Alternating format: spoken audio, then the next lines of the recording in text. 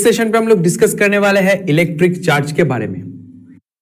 Electric charge क्या है? हमें पता है कि अगर हम एक मैटर के बारे में बात करें, मैटर किससे बने हुए होते हैं? मैटर बने हुए होते हैं एटम से, राइट। और एटम की अगर हम सिंपल पिक्चर के बारे में सोचे तो एटम की सिंपल पिक्चर कुछ इस तरह से होती है। दिस इज कॉल्ड न्यूक्लियस, और न्यूक्लियस के चारों ओर नेगेटिवली चार्ज इलेक्ट्रॉन अपने ऑर्बिट में रिवॉल्व करते हैं, राइट।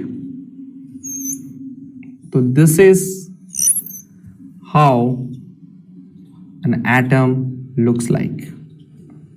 ठीक है, तो ये क्या है? ये है न्यूक्लियस और ये है इलेक्ट्रॉन्स। तो इलेक्ट्रॉन्स और न्यूक्लियस में क्या होता है? न्यूक्लियस में होता है प्रोटॉन्स और न्यूट्रॉन्स। तो प्रोटॉन्स जो होती है, प्रोटॉन्स की जो चार्ज होती है, प्रोटॉन्स की चार्ज होती है पॉजिटिव, ठीक है। और इलेक्ट्रॉन्स जो सब एटॉमिक पार्टिकल है, इलेक्ट्रॉन्स की जो चार्ज होती है वो होती है नेगेटिव। और न्यूट्रॉन्स जो है, न्यूट्रॉन्स है neutrally charge. So neutrons are neutral.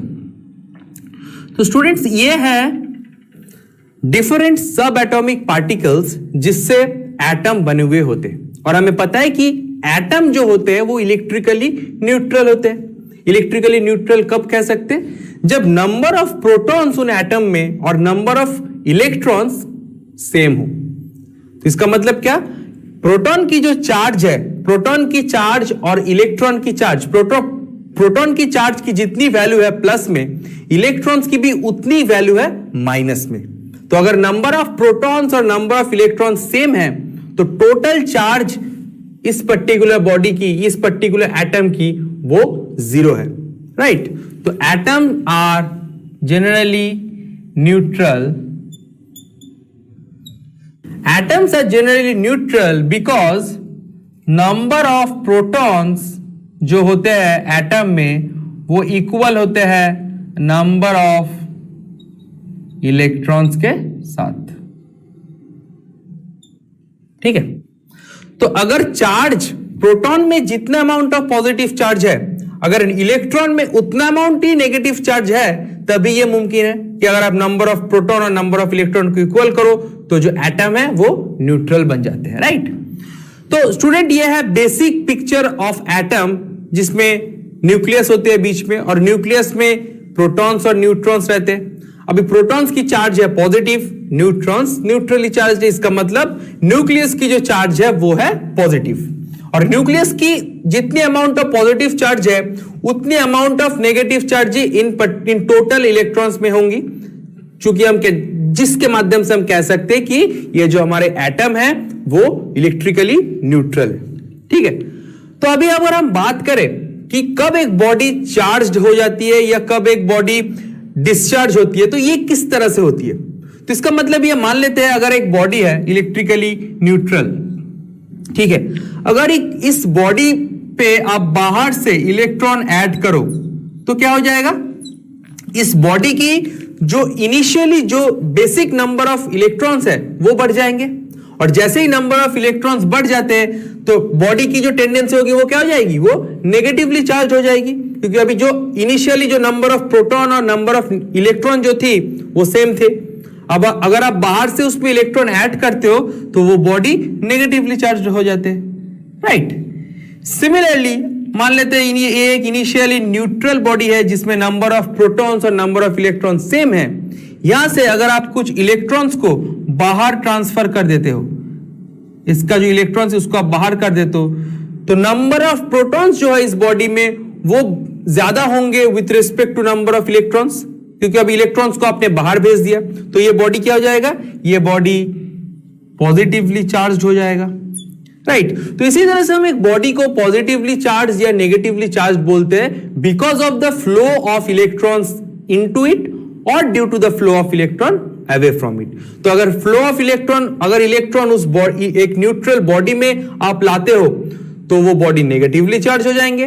अगर आप इलेक्ट्रॉन को उस बॉडी से बाहर ले जाते हो, अगर आप विथड्रॉ इलेक्ट्रॉन फ्रॉम इट, तो वो बॉडी पॉजिटिवली चार्ज हो जाएंगे, राइट। फॉर एग्जाम्पल अगर आप बात करो एक बलून की, अगर हम एक बलून को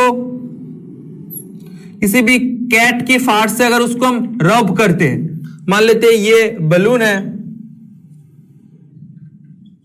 और ये है कैट फार, तो हम पता है हमें स्टैटिक इलेक्ट्रिसिटी की वजह से ये जो बलून है और ये जो कैट फार है, जिस पोजीशन पे हम इसको रब कर रहे हैं वो क्या हो जाएंगे, वो चार्ज हो जाएंगे। वो चार्ज किस तरह से हो रहा है, क्योंकि जब आप बलून को कैट फार से रब कर रहे हो तो कैट फार से इलेक्ट्रॉन ट्रांसफर होती है इस बलून में, और ये बलून जो है वो नेगेटिवली चार्ज हो जाते हैं। और कैट फार ने क्या किया, कैट फार ने इलेक्ट्रॉन्स डोनेट किए, तो इनके जो नंबर ऑफ इलेक्ट्रॉन्स है वो अभी कम हो गए, तो इसका मतलब कैट फार अभी पॉजिटिवली चार्ज हो गए। तो इसी तरह से हम कह सकते हैं कि स्टैटिक इलेक्ट्रिसिटी की जनरेशन होती है क्योंकि there is a relative motion of the charge.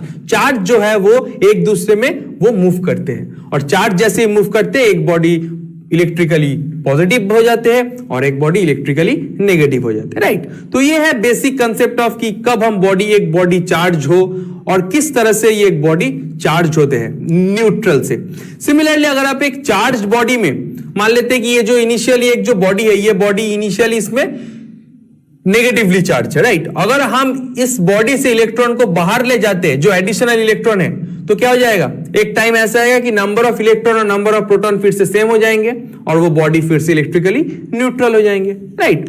तो ये था स्टूडेंट बेसिक अबाउट कि एटम किस तरह से होते हैं, उनके डिफरेंट सब एटॉमिक पार्टिकल्स, और फिर हमने बात की कि किस तरह से एक बॉडी को हम चार्ज करते हैं due to the flow of the electron, right.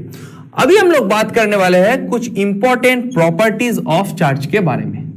अभी हम लोग डिस्कस करेंगे प्रॉपर्टीज ऑफ चार्जेस के बारे में। फर्स्ट प्रॉपर्टी ऑफ चार्ज के बारे में अगर हम बात करें, फर्स्ट प्रॉपर्टी है इट्स एडिटिव प्रॉपर्टी। तो फर्स्ट पहला जो प्रॉपर्टी है चार्ज की वो है एडिटिव प्रॉपर्टी। एडिटिव प्रॉपर्टी मतलब क्या, अगर मान लेते हैं ये एक पर्टिकुलर बॉडी है और इसमें कई सारे चार्ज है, plus Q1 plus Q2 minus Q3, ये पॉजिटिव चार्ज है, ये एक पॉजिटिव चार्ज है, ये एक नेगेटिव चार्ज है। तो टोटल जो चार्ज है इस पर्टिकुलर बॉडी की वो क्या हो जाएगा, total charge will be equal to Q1 plus Q2 minus Q3। तो किसी भी एक बॉडी की अगर टोटल चार्ज आप कैलकुलेट करो तो आप कैसे करोगे, simply by algebraic sum of individual charge. तो इंडिविजुअल जो चार्ज है उस बॉडी में उसको अगर आप एक दूसरे के साथ जोड़ दो तो आपको उस पर्टिकुलर बॉडी की टोटल चार्ज मिल जाएंगे। हम इस बारे में इसको इसलिए ख्याल कर रहे हैं क्योंकि ये जो चार्ज है ये नेगेटिव चार्ज है, तो अगर आप इसको आप नेगेटिव पुट कर देते हो तो ऑटोमेटिकली जो टोटल चार्ज है Q1 plus Q2 minus Q3 हो जाएगा। इसमें अगर ज्यादा नेगेटिव चार्ज हो तो total value of charge negative आ सकती है, अगर पॉजिटिव चार्ज की संख्या ज्यादा है तो टोटल चार्ज जो है वो पॉजिटिव भी आ सकती है। Charge has got magnitude, right, charge के मैग्नीट्यूड होते हैं लेकिन डायरेक्शन नहीं होते हैं, चार्ज हैज मैग्नीट्यूड। तो टोटल चार्ज जो है वो इंडिविजुअली इनके मैग्नीट्यूड के ऊपर भी डिपेंड करेंगे कि Q1 Q2 Q3 की वैल्यू कितने हैं, ठीक है। तो ये रहा एडिटिव प्रॉपर्टी ऑफ चार्ज। एक किसी भी एक पर्टिकुलर बॉडी में टोटल चार्ज जब हम कैलकुलेट करने जाएंगे तो हम इंडिविजुअल चार्ज को एक दूसरे के साथ जोड़ देंगे। इसीलिए हमको अगर टोटल चार्ज कैलकुलेट करना होता है किसी भी न्यूट्रल एटम की तो हम क्या करते हैं, टोटल चार्ज ऑफ प्रोटॉन के साथ टोटल चार्ज ऑफ इलेक्ट्रॉन को जोड़ते हैं, और अगर नंबर ऑफ प्रोटॉन और नंबर ऑफ इलेक्ट्रॉन इक्वल हुआ तो total charge of proton plus जितना होगा total charge of electron negative में उतना होगा। इसलिए अगर हम एक दूसरे के साथ जोड़ते हैं तो इलेक्ट्रिकली न्यूट्रल एटम में हमें टोटल चार्ज मिलती है 0, ठीक है। तो अभी हम बात करेंगे सेकेंड प्रॉपर्टी के बारे में। सेकेंड प्रॉपर्टी है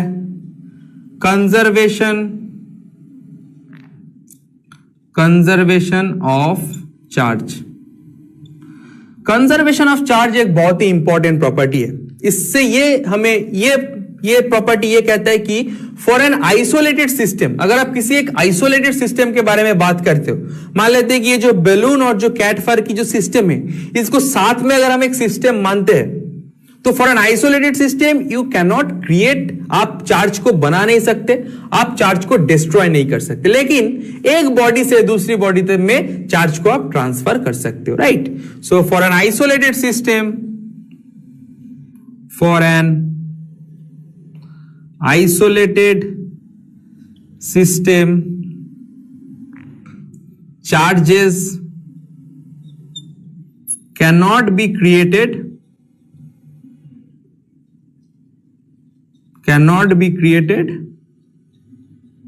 neither be destroyed, but एक बॉडी से हम दूसरी बॉडी तक ये चार्ज को ट्रांसफर जरूर कर सकते हैं, राइट। तो ये रहा statement of conservation of charge.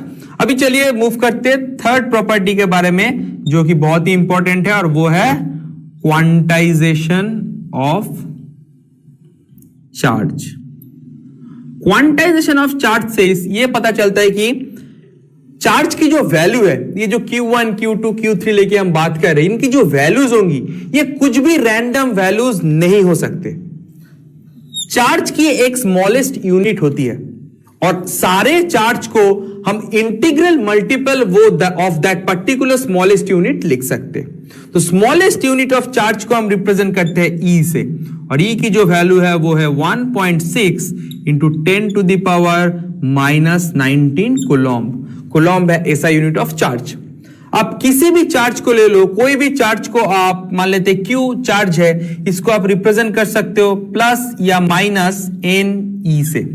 E है स्मॉलेस्ट यूनिट ऑफ चार्ज, और ये जो N है इसको हमने कहा कि integral multiple N has to be integer. इसका मतलब क्या, आप कोई फ्रैक्शनल चार्ज एग्जिस्ट ही नहीं करता, राइट। किसी भी चार्ज को आप 3/4 E नहीं लिख सकते, आइदर वो 1 E होगा या सिर्फ E होगा, या 2E या -2E +3 -3 प्लस माइनस हो सकता है, लेकिन फ्रैक्शनल वैल्यू ऑफ चार्ज कभी नहीं हो सकता है। और टोटल चार्ज, किसी भी चार्ज को हम लिख सकते हैं as integral multiple of this smallest unit of charge. ये है स्मॉलेस्ट यूनिट ऑफ चार्ज, और एक इलेक्ट्रॉन की जो चार्ज होती है वो होती है minus of this E, that is -1.6 into 10 to the power -19 coulomb, और एक प्रोटॉन की जो चार्ज होती है वो होती है +1.6 into 10 to the power -19 coulomb. So ये हो गया +E, और इलेक्ट्रॉन की जो चार्ज है वो है -E। किसी तरह से आपकी कोई भी दूसरे बॉडी की चार्ज +2 हो सकता है, +3 हो सकता है, लेकिन हमेशा ये ध्यान रखने का है कि ये जो N है ये हमेशा इंटीजर होगा, राइट। तो स्टूडेंट, इस सेशन पे हमने डिस्कस किया कि basic about the structure of atom. Atom में क्या क्या सब एटॉमिक पार्टिकल्स होते हैं, उनके क्या प्रॉपर्टीज होते हैं इन लिटिल बिट, और हमने ऐसा ये भी डिस्कस किया कि किस तरह से हम एक बॉडी को न्यूट्रल बॉडी से कैसे चार्ज बॉडी बनाए, या फिर चार्ज बॉडी को न्यूट्रल बॉडी बनाए, और साथ में हमने कुछ इंपॉर्टेंट प्रॉपर्टीज ऑफ चार्ज के बारे में भी डिस्कशन किया।